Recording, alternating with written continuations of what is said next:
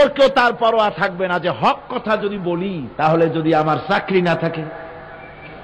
আছেন এরকম লোক? হক কথা যদি বলি, চাকরি যদি না থাকে, দাওয়াত যদি আর না হয়, গুলি খেয়ে যদি মরি, এই চিন্তাও মুমিনের লোকের মধ্যে থাকে না, যেহেতু তার আত্মমর্যাদা এসেছে। রিস্কের মালিক মসজিদের মুতাল্লি নয়। অনেক ইমাম আছে মসজিদে, হক কথা বলতে সাহস পায় না, হক কথা বলার সাহস পায় না, মনে করে রিস্কের মালিক মুতাল্লি অথবা সেক্রেটারি। আর দুর্ভাগ্যজনক সত্য, বাংলাদেশের অধিকাংশ মসজিদের মুতাল্লি আর সেক্রেটারি এমন লোক যারা ধর্মনিরপেক্ষতাবাদে বিশ্বাসী, যারা ইসলামের রাজনীতিতে বিশ্বাস করে না।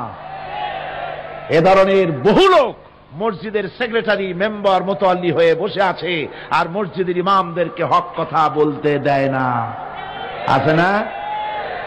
ইমাম সাহেবরাও, আমি কিন্তু পাইকারি কথা বলছি না, আলহামদুলিল্লাহ যোগ্যতা সম্পন্ন ইমাম আছেন যারা কথা বলেন।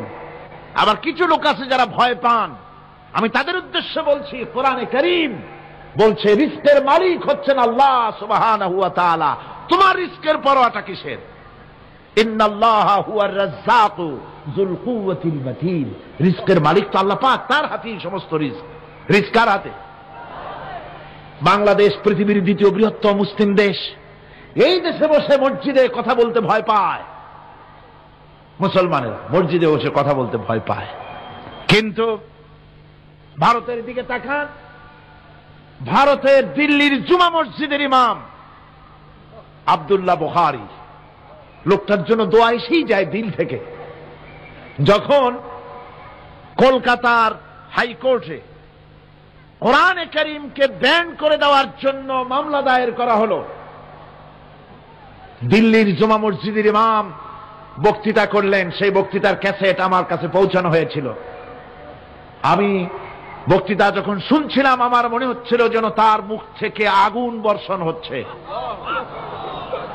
তিনি বলতেছিলেন যে এই ভারতকে আমরা সাজায়েছি, এ ভারতকে আমরা পাতা পল্লব দিয়ে, শাখা প্রশাখা দিয়ে, ফুল দিয়ে, ফল দিয়ে গোটা ভারত 850 বছর বসে আমরা সাজিয়েছি। এ ভারতের কুতুব মিনার আমার, এ ভারতের তাজমহল, শীষমহল, এ ভারতের দেওয়ানি আম, দেওয়ানি খাস, এ ভারতের যা কিছু দেখার, যা কিছু সৌন্দর্য সব মুসলমানেরা করেছে। সেই মুসলমানদের কলিজা, সেই মুসলমানদের রূহ, গোটা পৃথিবীর মুসলমানদের মগজ, পৃথিবীর শ্রেষ্ঠ নেয়ামত আল্লাহ রাব্বুল আলামিনের আখেরি কালাম কোরআনের বিরুদ্ধে কেস হয়েছে।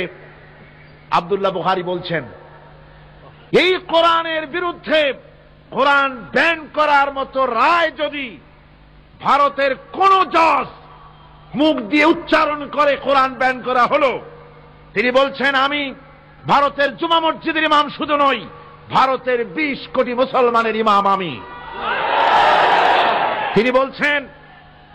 তিনি বলছেন যদি কোরআনে কারীমকে ব্যান করার রায় ঘোষণা করবে যে জজ, সে জজকে আমি পায়ের নিচে পাড়ায় ধরে বাম হাত দিয়ে তার জিহ্বাটা টেনে ছিঁড়ে ফেলে দেব।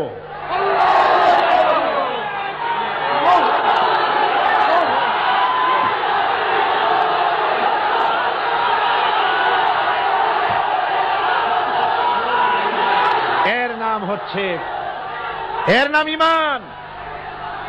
জোরে বলেন, এর নাম কি? এর নাম ঈমান। ঈমান আনার পর প্রথম যে কোয়ালিটিটা হবে, সেই কোয়ালিটি হচ্ছে পার্সোনালিটি, আত্মসম্ভ্রম, আত্মমর্যাদা। দুনিয়ায় কারোর সামনে মাথা সে নত করবে না, মাথা নত করবে কেবলমাত্র আল্লাহর কাছে। সে বিশ্বাস করবে খাইরিহি ওয়া শাররিহি মিনাল্লাহি তাআলা, ভালো মন্দ সব কার কাছ থেকে হয়? আল্লাহর কাছ থেকে হয়। সে কিছুতেই বিশ্বাস করবে না যে কোনো মাজারের কাছে গেলে, কবরের কাছে গেলে আমার তকদির পাল্টে যাবে, কোন মোমেন তা বিশ্বাস করবে না। কথা বুঝতে পেরেছেন? ভালো করার মন্দ করার সবটা মালিক আল্লাহ সুবহানাহু ওয়া তাআলা। এরপরে 2 নম্বরের যে কোয়ালিটি সৃষ্টি হবে মুমিনের মধ্যে ঈমান আনার পর, সে গুণটা হচ্ছে সে বিনয়ী হবে। বিনয়, বিনম্রতা তার এক বৈশিষ্ট্য হবে। বিনয় এবং বিনম্রতার বৈশিষ্ট্য হবে। তার কারণ হচ্ছে ঈমান আনার পরে সে জানতে পেরেছে আল্লাহ রাব্বুল আলামিনের কর্তৃত্ব থেকে বেরিয়ে আসার ক্ষমতা কারো নাই। অহংকার করে যাব কোথায়? আস্ফালন করে যাব কোথায়? আল্লাহর রাজত্বের বাইরে, আল্লাহর ক্ষমতার বাইরে যাওয়ার ক্ষমতা তো কারোই নাই। সুতরাং অহংকার তার মধ্যে জায়গা পাবে না। আল্লাহ পাক দুনিয়ার সমস্ত মানুষের জিনকে পরিষ্কার করে বলেছেন, ইয়া মাশারাল জিন্নি ওয়াল ইনস ইন ইসতাতা'তুম আন তানফুযু মিন আকতারিস সামাওয়াতি ওয়াল আরদ ফানফুযু লা তানফুযুনা ইল্লা বিসুলতান। হে পৃথিবীর মানুষেরা আর জেনেরা, যদি সম্ভব হয় আমার আকাশের নিচের থেকে জমিনের উপর থেকে বেরিয়ে যা। লা তানফুযু, বেরিয়ে যেতে পারবে না। আমি আকাশ এবং জমিন থেকে যদি সম্ভব করতে পারো বেরিয়ে যা। আর যদি কোনো আকাশ থাকে তার নিচে যা, আর যদি কোনো জমিন থাকে তার উপরে যাও। এমন দেশ যদি পাও যেখানে আমার আলো ছাড়া কোনো আলো আছে, আমার বাতাস ছাড়া কোনো বাতাস আছে, আমার চাঁদ সূর্য ছাড়া কোনো চাঁদ সূর্য আছে, যাও সেখানে। আল্লাহ রাব্বুল আলামিন বলেন নাই এরকম যাওয়ার কোনো উপায় নাই। আমি আল্লাহ রাব্বুল আলামিন আকাশ আর জমিন দিয়ে প্যাকেট করে রেখেছি, আটকায় রেখেছি। আমার রাজত্ব থেকে, আমার ক্ষমতা থেকে, আমার কর্তৃত্ব থেকে বেরিয়ে যাওয়ার ক্ষমতা কোনো মানুষের নাই, কোনো জিনের নাই, কোনো প্রাণীর নাই। সুবহানাল্লাহ বিহামদিহি।